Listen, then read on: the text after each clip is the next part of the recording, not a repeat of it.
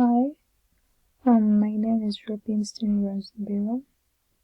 I'm a student taking health communications this semester. So my topic is about adolescent mental health. The statistics are staggering. Over 45% of adolescents suffering from a mental health condition. That means 1 in 5 adolescents suffer from a mental health condition. That's about 20% of our adolescents' population currently. When I was back in high school, there is one student who lost her mom, and the way she handled the situation was at first not so. People didn't really take much thought listening to her, paying attention to what she was doing, but she was currently handling it with a lot of stress, and mostly she was taking all her stress to food. She used to have excessive eating, and that is how we noticed things weren't right with her. So the school had to get a counselor to come in and start doing counsel sessions with her, and that really helped so much.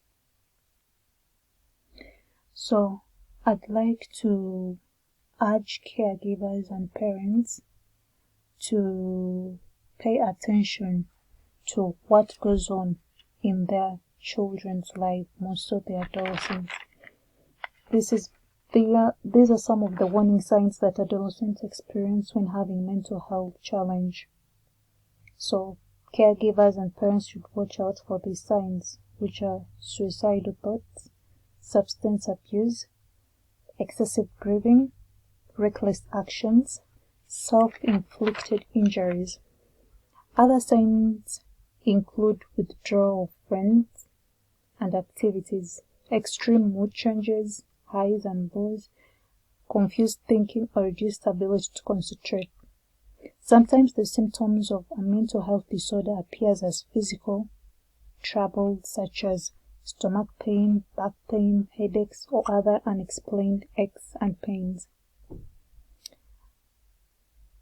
I would kindly urge caregivers and parents to kindly look for these signs, and once they see any of them in their adults and children, they should introduce psychotherapy, take them to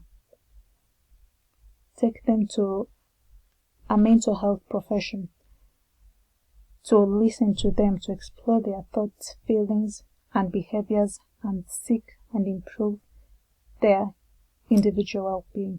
Psychotherapy is the therapeutic treatment for mental illness provided by mental health professionals.